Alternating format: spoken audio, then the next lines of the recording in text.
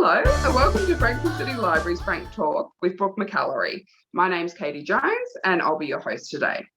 Before we begin, I'd like to acknowledge the Bunurong people of the Kulin Nation on which Frankston City Libraries operates and pay my respects to their elders past, present and emerging. I'd like to extend my respect to elders of any other communities who may be joining us today. Podcaster, author and advocate for slow living, Brooke McAlary encourages all of us to lead a simpler life. Her best-selling books, Destination Simple, Slow, and latest release, Care, provide readers with a gentle nudge towards radical adjustment to the way we spend our time. Today, Brooke joins us from the Southern Highlands, where she hugs trees, records the #1 health podcast, The Slow Home, and shares wisdom on how she shifted her routines, ritual, and intention to create a slower life worth living. Welcome, Brooke. I am so glad you could still join us today after a couple of our COVID-inspired reshuffles on dates and cancelled flights and travel plans. It is wonderful to have you here with us today. Thank you so much. I'm genuinely delighted that we could still do this. Tech gets a bit of a bad rap sometimes, but for it to allow us to do this and for me to see so many of your faces, even though we can't be in the same room together, I'm very, very, very grateful. So thank you, Katie. That is my pleasure. So I was mentioning before to all our guests that in the spirit of care, pop your cameras on so we can at least attempt the eye contact that we would experience if this was in person. We'll have plenty of time for questions. So what I'll do is I can ask questions on your behalf if you pop them in the chat box there. Or we may be able to unmute at the end, depending on how we're going with time. But yeah, we'll try and make this as authentically real life as possible.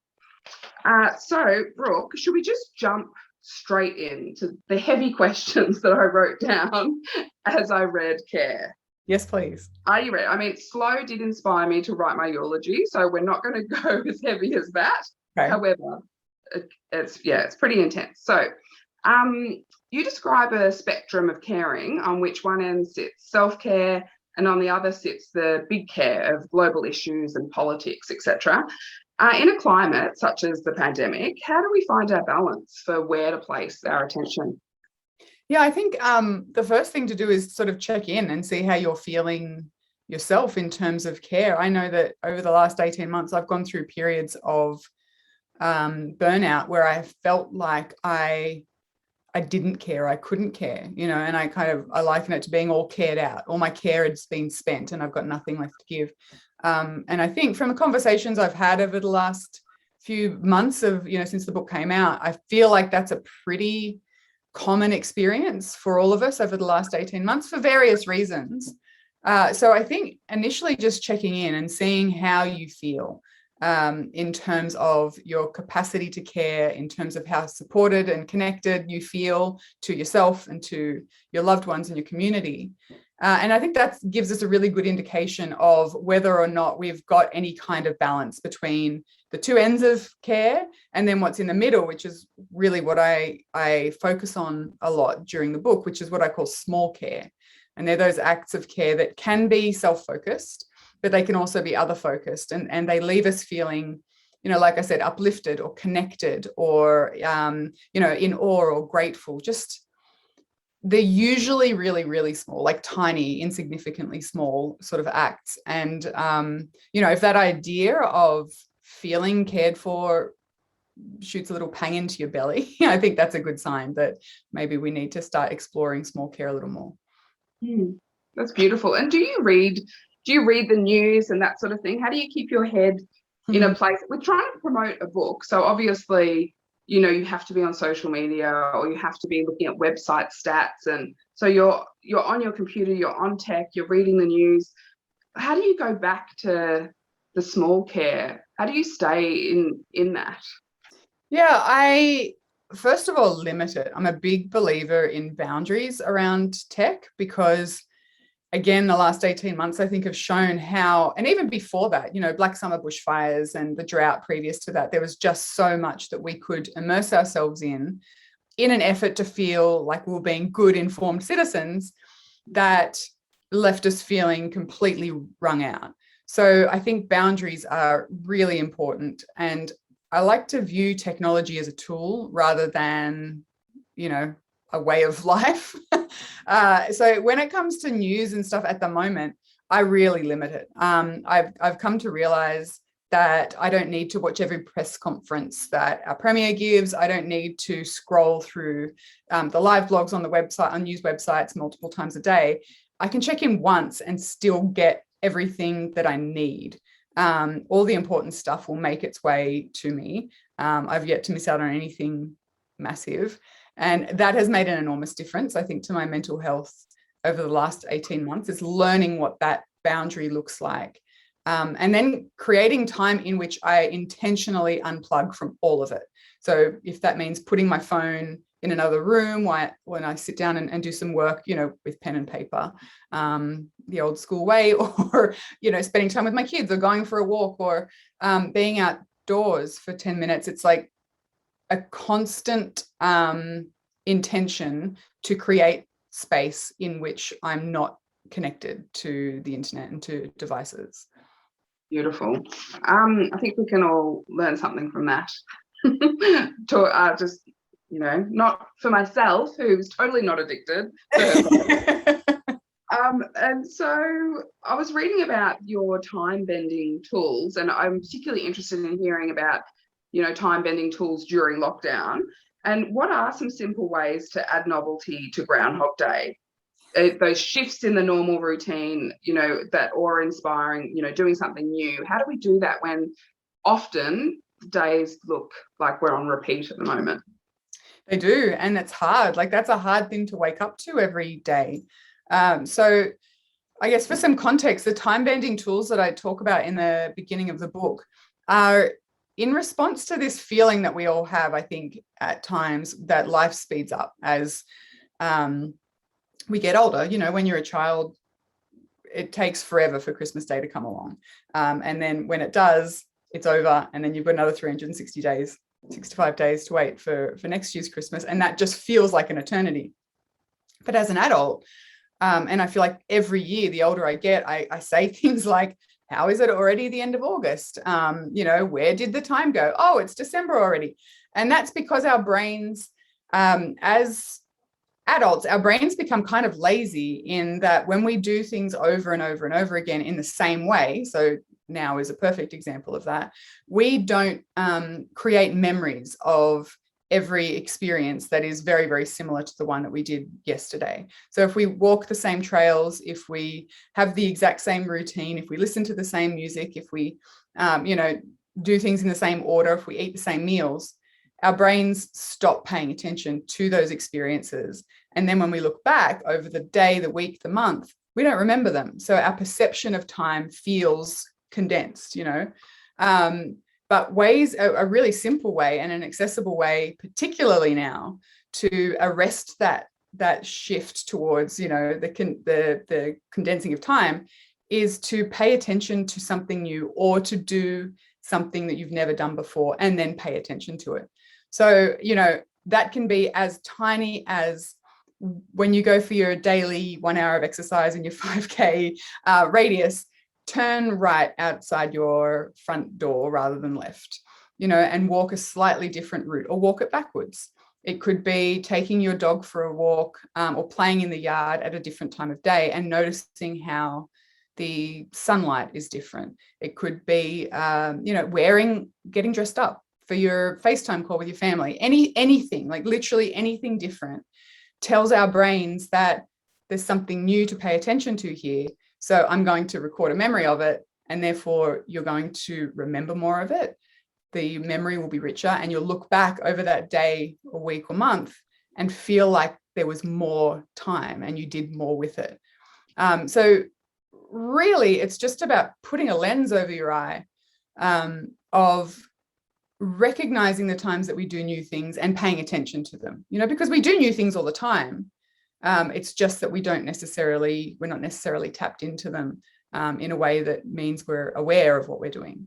It is. It sounds like it's really the gems are to be found within the noticing. And to notice, we need to sort of get out of our heads a little bit, be more in our bodies. How do you do that? What's your practice like for shutting down the the chattering in your mind and being able to be present enough to notice?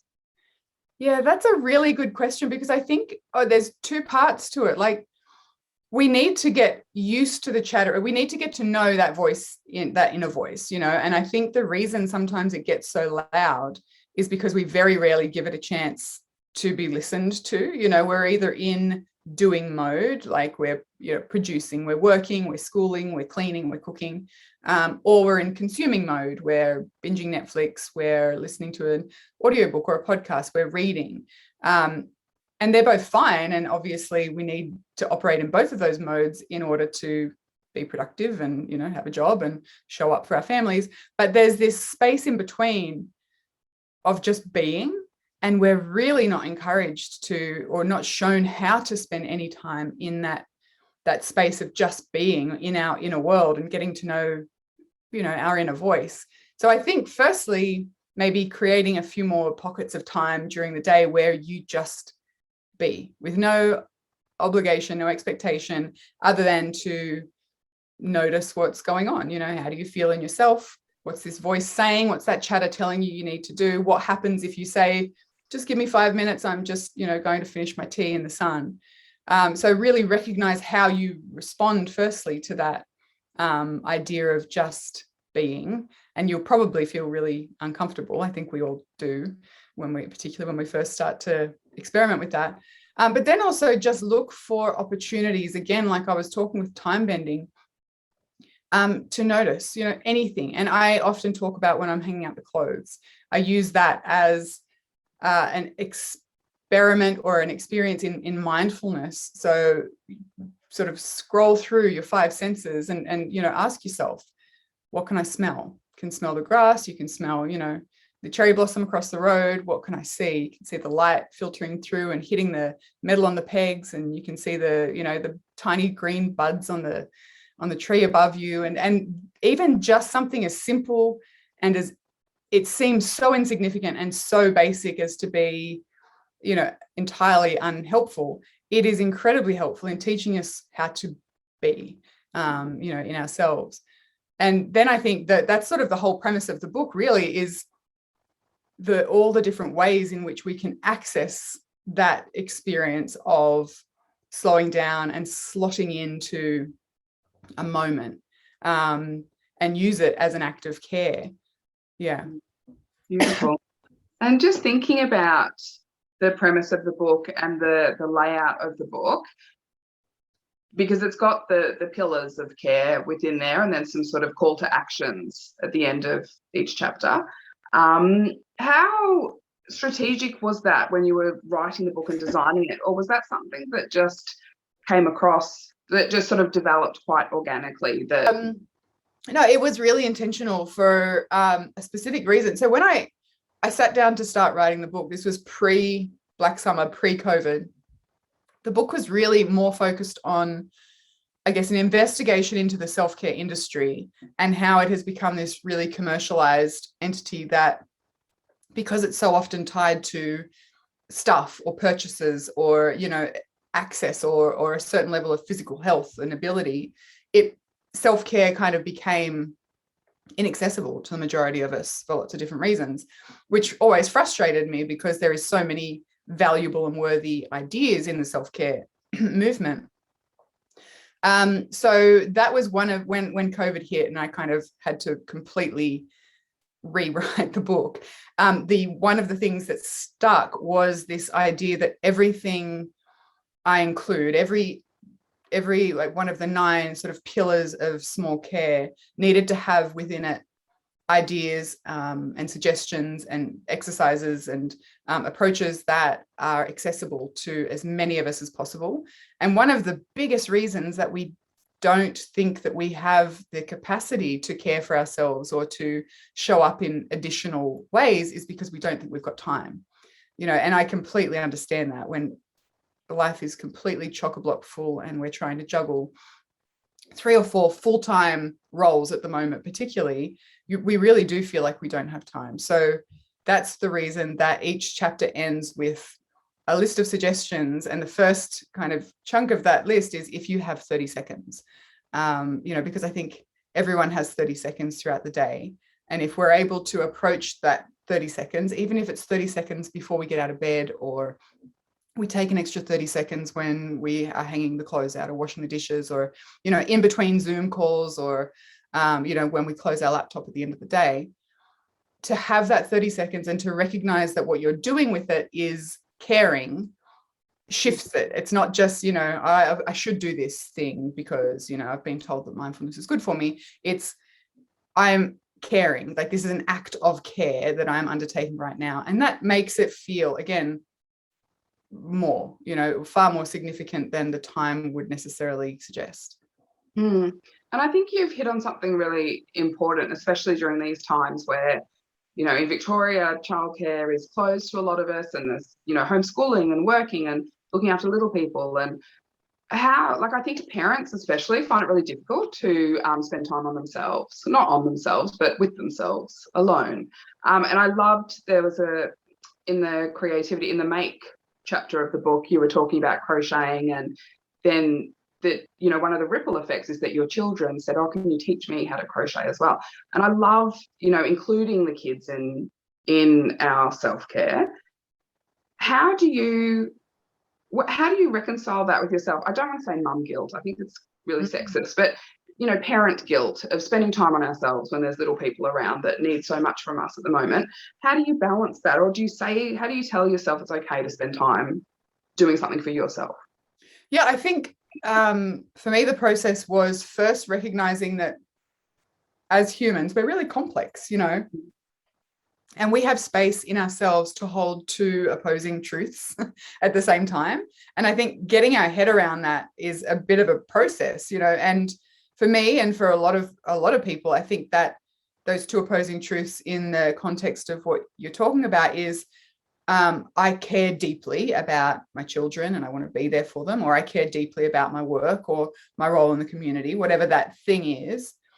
And at the same time, I'm not a machine. I'm a human being, and I need rest. It's not something that I have to earn. It's something that I need. And, making space to hold both of those things at the same time is really what a lot of the work in the book is about. And I think learning how to see that if we spend all of our time caring outwardly, big or small, it doesn't matter, if we're constantly putting into other areas of our lives and not ever giving ourselves any kind of support or connection or downtime or rest or healing, at some point we won't be able to care in the ways that we want to. So for me, it's sort of recognizing that this approach doesn't necessarily ring true for everyone, but I know for me, it has certainly helped to see that spending time in care for myself allows me to care in a more effective, more sustainable way in all the other areas of my life that are important. And I think that helps, particularly in that sort of space of parent guilt that a lot of us experience.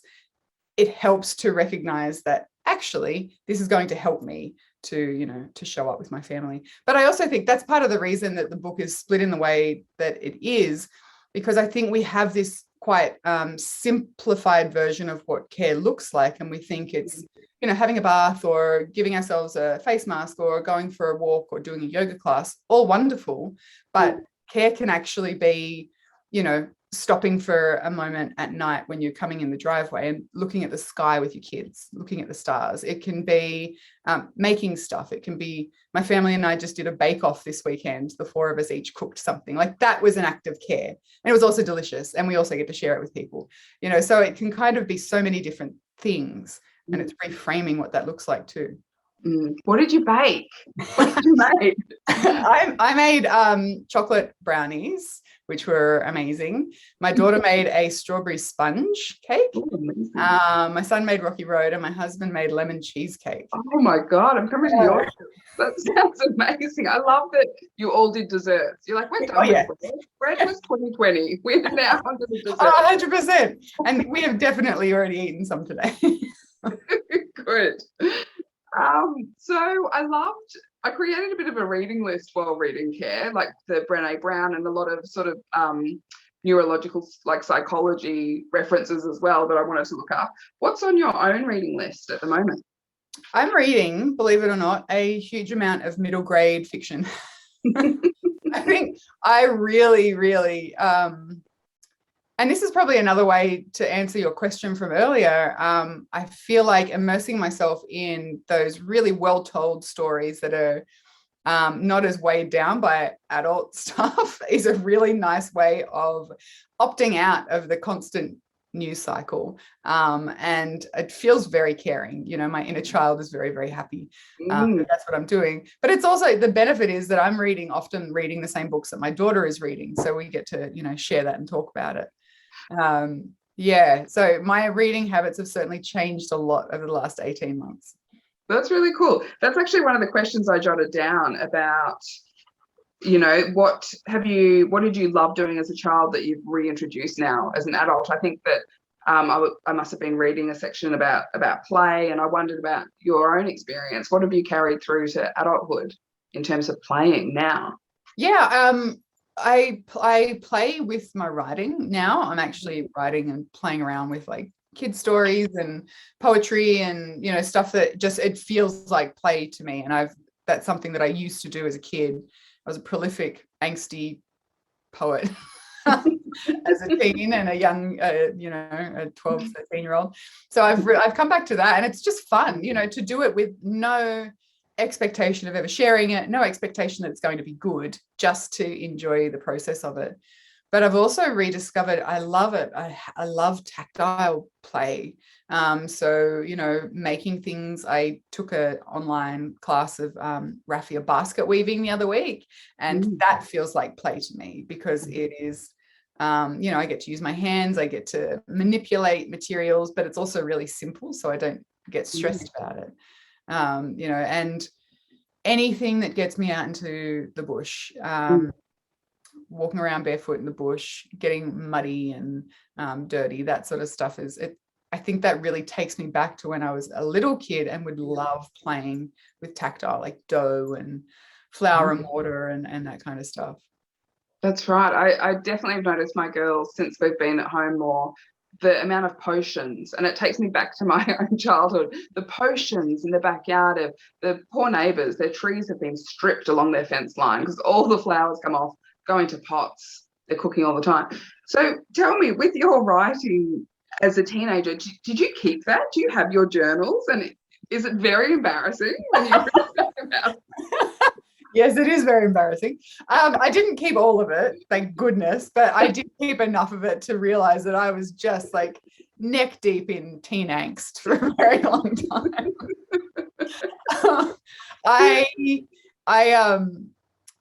I have a lot of journals, even from, you know, as an adult, and I've always had this conversation with my husband. I don't know what to do. If I was to die, I don't know what to do with them, other than I have demanded of him that he never reads them.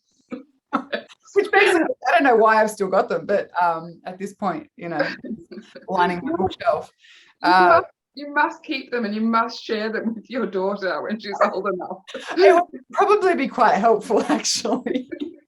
I did, there is one poem that I wrote when I was in year 7. I was incredibly proud of it, and I thought I'd lost it for the longest time, and found it a few years ago when I was decluttering, and I condensed the entire plot of The Hobbit into a poem. I do still have that one. That's amazing. I think you should get it out, put it on the fridge. I just think reminders of when we were little. I've got a photo of myself from like my first school photo when I was 5 years old, and I've got 2 black eyes and my hair's an absolute mess. But I keep it on my desk for work because it reminds me of my 4-year-old, and it helps me tune into her. I'm like, this is her experience right now. She's a little, you know, ruffian, and that's okay. I was also a total feral. It was great.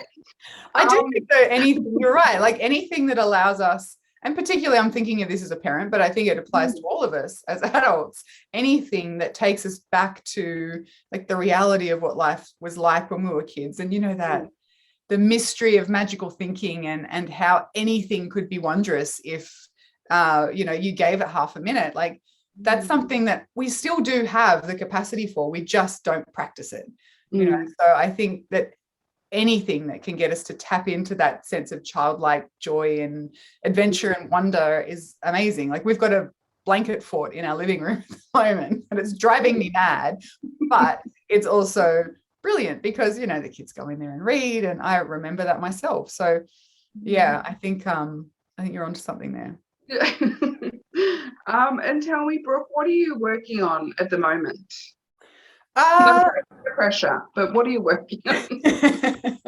I'm working on a couple of different projects, actually. I am working on a middle grade fiction story that I started telling my kids out loud about 5 years ago. I would tell them a few hundred words every night, and the idea has never gone away, and the kids have never stopped asking about it.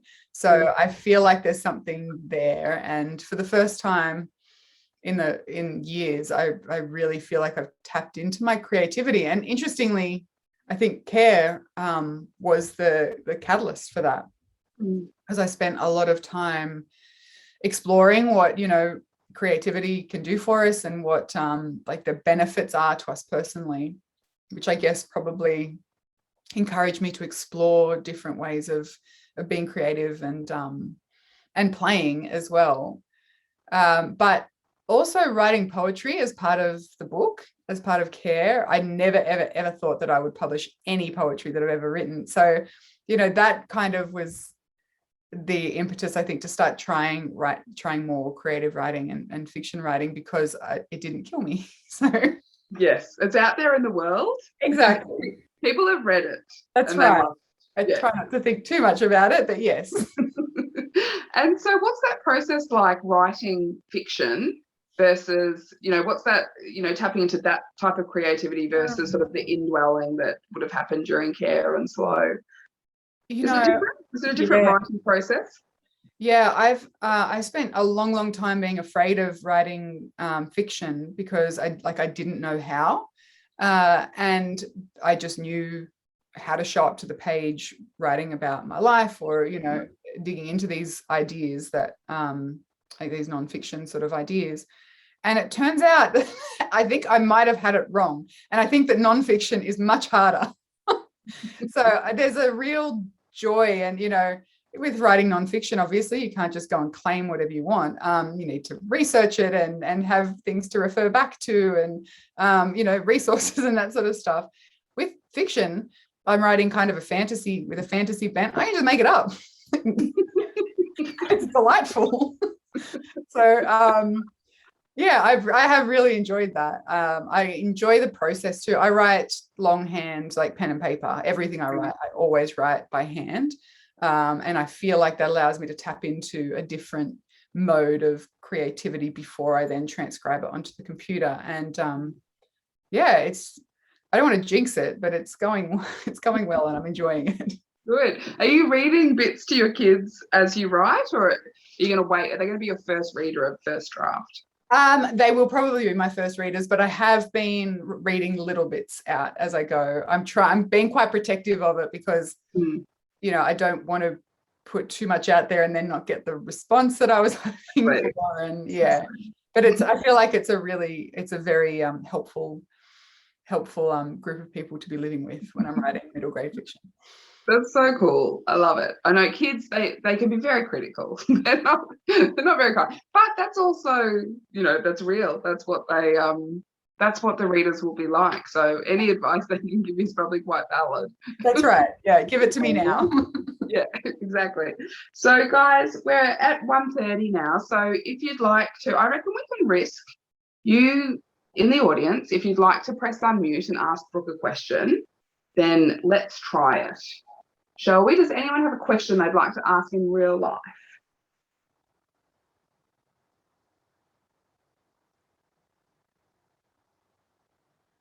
We'll just scroll across and just see. Come on, guys, ask a question. It's always the really awkward pause. It's like, any questions? And there's crickets, and then one brave soul puts their hand up. Hello. Oh, hello, Pepper. How are you? What's your question? What's your favorite book that you've either written or that you've read before? Oh, that's a great question. I think one of my favorite, I love the Hunger Games series. I think that was probably the first time I was ever completely immersed into another world. And I didn't read that till I'd had kids. So I think they're brilliant. I've reread them an embarrassing number of times. And then in terms of nonfiction, probably my favorite book is Stephen King's On Writing. That's another book that I refer to over and over and over again. I am a big Stephen King fan, but this is not scary. This is a really helpful and practical book that is well thumbed, and I actually have 2 copies of it. Very, very cool. And I can see Tech Bar iPhone. Is that, are you putting your hand up? Oh, hello. Hello, it's actually Nicole. I think that was the Telstra Tech Bar guys handle when I had my phone set up. Thank you. You never know. There's often like and that sort of thing. That's okay. Hello, Nicole. Hello, Brooke. I was interested, and I haven't read your books. I will be getting them, and what you're talking about is very much my current philosophy of slowing down after being on leave for 5 months to really regenerate after the last crazy 18 months for different reasons. But I was interested around your story of any transition from fast to slow, and what that sort of looked like, and what I know what I do to go from fast to slow and what I'm trying to do, and it's an evolution, but I'm just interested to hear a little bit more about, have you always been on this slow and care philosophy, or has it been a transition? Does that make sense? Yeah. It does make sense. And no, I haven't always been a slow, careful person. I was the exact opposite. Like if you go back 10 years or 12 years, when I was pregnant with our first baby, I was working full time. I ran my own jewelry label. My husband had really long hours. He commuted every day. Like everything was full and busy and long. And instead of carving out pockets of time to slow down and settle into things, I just met it head on. I ended up discovering slow living because I needed slow living, not because it came naturally to me. And the way I discovered it was actually when our second baby was born, and I was diagnosed with severe postnatal depression. And looking back, and the pressure that I was putting myself under, it doesn't surprise me that my mental health faltered as badly as it did. But it was during a conversation with my psychiatrist, who I saw for, week in and week out for a number of years. And I was complaining to her about how busy and full life was and how stressful it was to never be able to just enjoy, my kids or my home or my family or, time with my partner, because there was always so much to do. And, I'd say to myself, I'll be happy when I get this thing done. But then I'd get it done and realize that behind it was hiding like another thing that I felt like I needed to do. And it was just relentless. And my psychiatrist listened to me complain week in and week out. And then one day she said, well, have you considered doing less? I'm like, no, that's not an option. Do people really do that? And I was kind of offended at the suggestion actually initially. But it wouldn't go away. I couldn't let go of the idea. So I Googled, how do I simplify my life? And that's the ironic way that I discovered slow living, was via Google.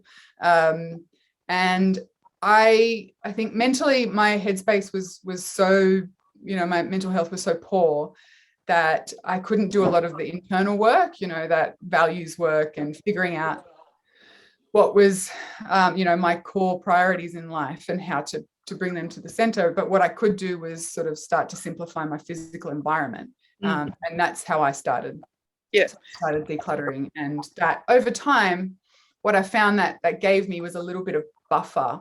Whereas previously I felt like I was sort of running at between 100 and 110% capacity.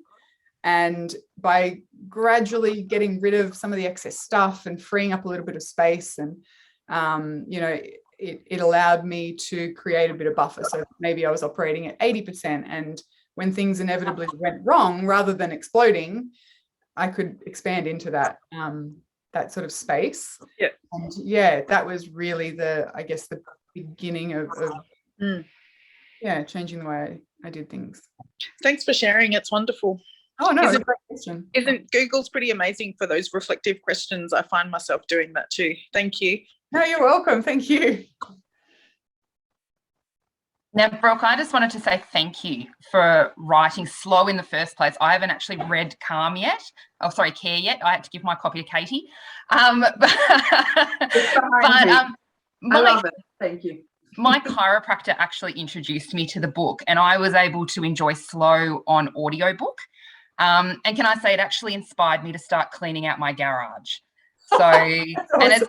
and really, I really love the concept of de-owning rather than decluttering, because I felt like decluttering just made things neat. Yes. Whereas I got rid of 3 trailer loads of stuff out of my garage. Like you, I then just replaced it. But I replaced it with a camper trailer. So for me, it was replacing it with something that could create memories and really give me space to just be and to take that camper trailer somewhere and just be. What was it like for you recording your own book on audio? What was that process like compared to writing the book in the first place? Really awkward, to be honest. I was very unsure of myself as a writer when I wrote slow. So it was kind of like the worst possible experience, other than maybe having someone else read it to you. Because all of a sudden the things that I like, the grammatical issues and the examples that I gave, that I was kind of like, really, is that what I decided to go with? Like that sort of stuff all it messed with my head a little bit, to be honest. But in the end, I came to peace with it because I didn't want anyone else to do it. They were my words, and for better or worse, my story. So yeah, the process, it is quite confronting. And it's funny that you bring it up, actually, because I was meant to have recorded the audiobook for Care already. I recorded the first day, and then my dad got very, very, very sick, and he was taken to ICU, and he remained in ICU for 15 weeks and has only just come home. So I am just about to start recording the audiobook of Care in my wardrobe. So I look forward to seeing how different that process is for this book, because I feel like I'm in a different place and have landed in a different place with the book, but also just with where I'm at as a result of this year, I think. With your podcast, where do you record that? Is that also in the cupboard? No, it's in just the spare bedroom. It's pretty much where I am now. So yeah. And then when my husband and I will record the intros and things and do occasional episodes together, we'll usually just stand in the spare bedroom and have a chat. Excellent. And do you ever start conversations with him and then say, no, wait, we'll save this for when we're recording? Don't say that yet. Wait till I hit record. Don't cannibalize this good conversation. This is juicy. Yeah, sometimes, or like we'll have a conversation. We're like, we should really talk about this on the podcast. And that comes up at very strange times. All right. Does anyone else have a question?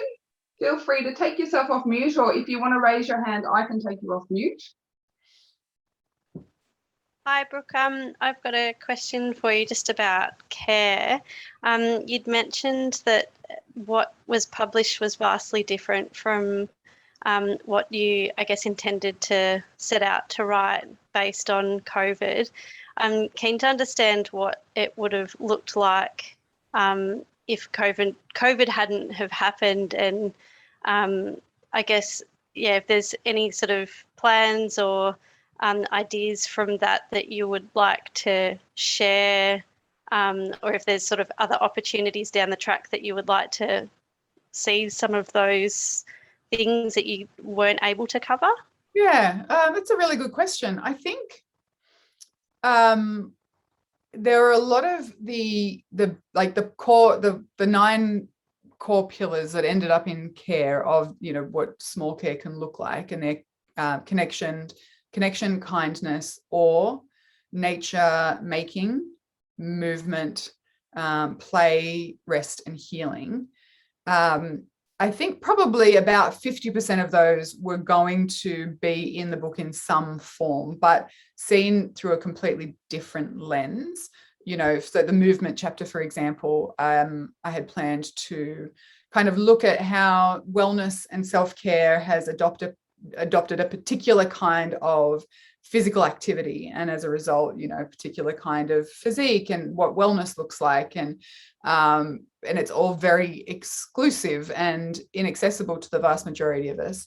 And so then I was going to flip that on its head and look at how we can adopt the idea of movement as opposed to exercise into our lives and use that as a form of self-care. So, you know, some of the core ideas were probably still there, but it was the entire, I guess, the angle of the book as it was going to be a lot more pointed, I think. And I don't know that I could go back there now, because what I realized when I rewrote, and the book ended up being the book that it now is that it needed a much more gentle and compassionate sort of approach, not just to some people, but to everyone, you know, because I think one of the things that the last 18 months has taught us is that everyone has got stuff that they're dealing with. Like, everyone has a story, everyone has struggles. They're different. And, you know, the saying that's been doing the rounds lately is that we may all be in the same storm, but some people are in a yacht and some people are in a dinghy. You know, I think that would certainly apply, but I think one of the main things that shifted my approach was that it's, regardless of who we are and what boat we're in, what ship we're in the storm, it's okay to own, you know, the experiences that we're having without feeling guilty that they're not worse, or they're not, you know, that they're better than some people's situations.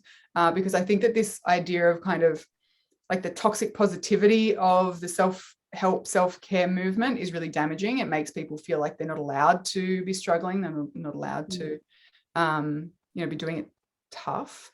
And that's doing all of us a disservice. So, you know, I think that there was probably, that's all a very rambling response, I know, but the book that I was going to write was probably going to be a little bit too aggressive for the world now. I don't think we need that anymore, you know. So less aggressive care and more care, gentle care. Exactly, more care, you know, be gentler, be kinder, more compassion. Yeah, and I guess, you know, looking back, that was probably more a reflection of my own frustration with that whole movement, which has been co-opted by marketers and, you know, manufacturers. And I did a lot of reading into the roots of self-care, which are way more radical and way more accessible than we would believe now if you were looking at Instagram, for example. And again, that sort of frustrated me because I could see the parallel between slow living as a movement and self-care as a movement, both of them really well-intentioned, both of them now being used to sell stuff to people and to market to people's pain points. And I find that kind of frustrating. Thank you, and congrats on your book. Thank you. Thanks, Sheridan, for that question. I can see in the chat that Chantel was about to ask the same thing. So thank you for being brave enough to unmute yourself. Would anyone else like to unmute and ask a question?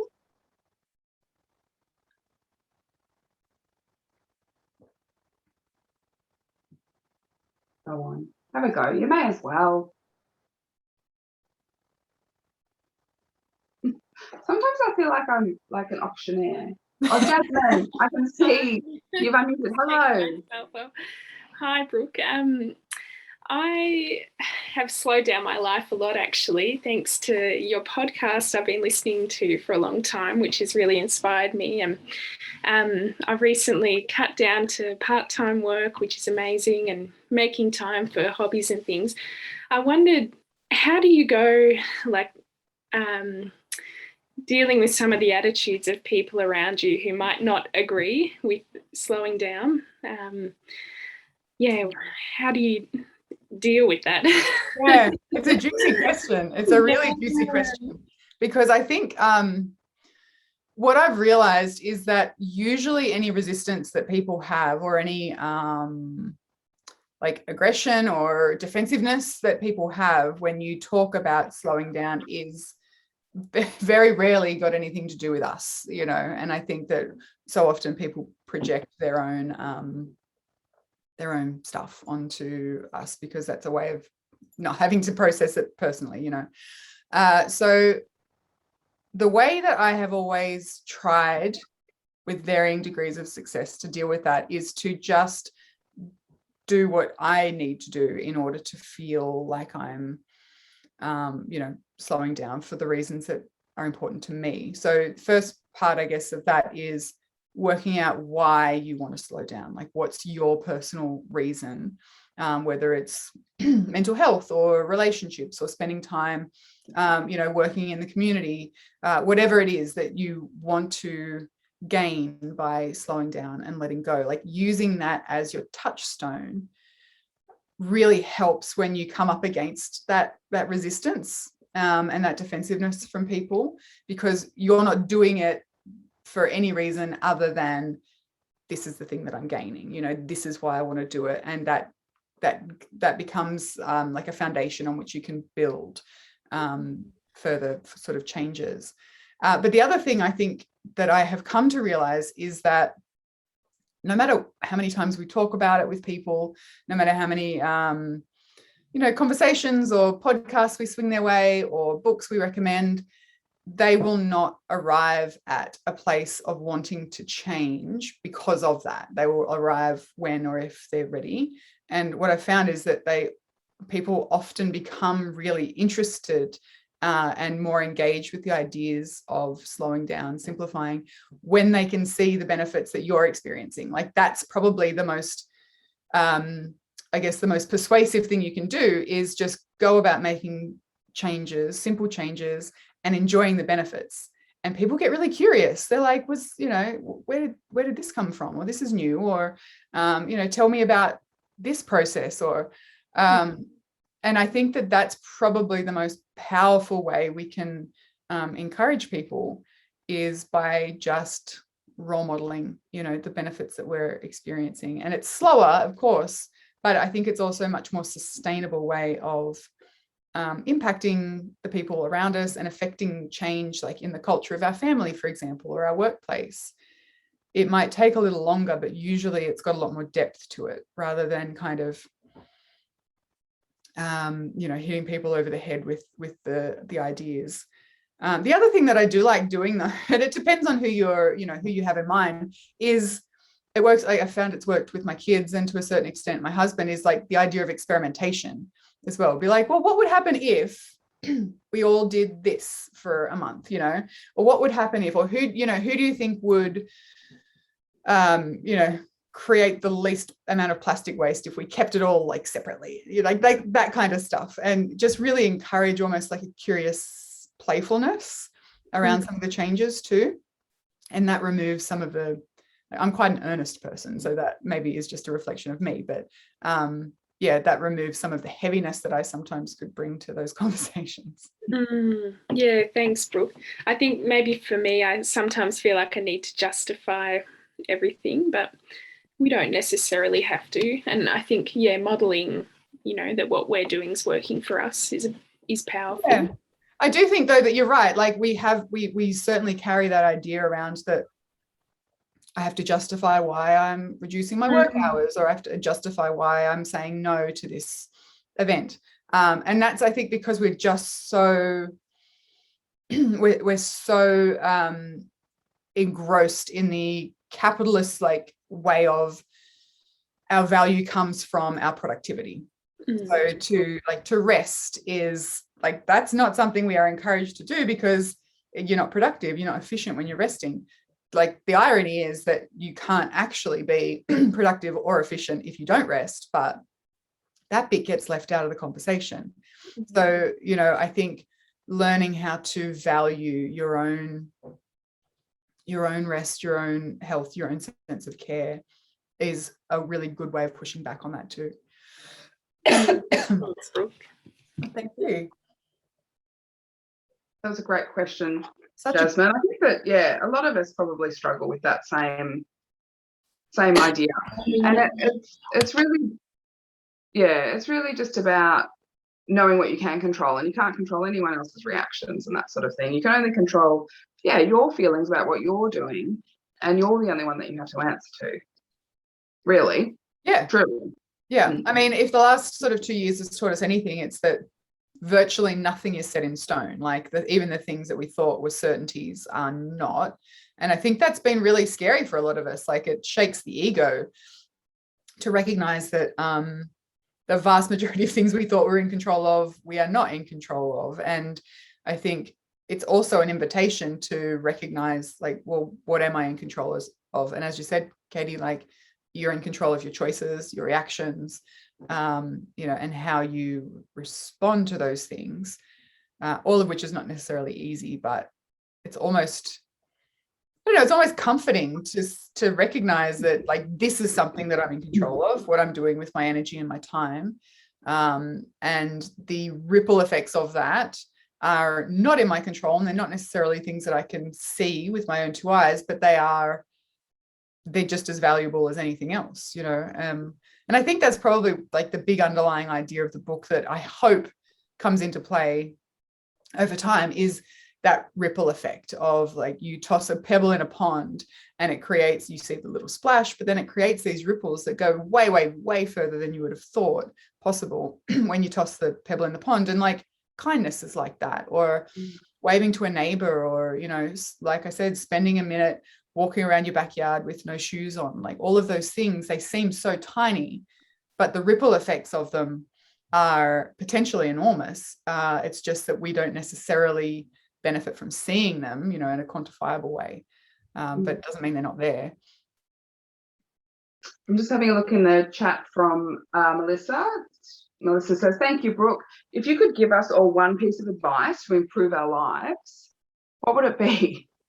Just one, please. What a great question.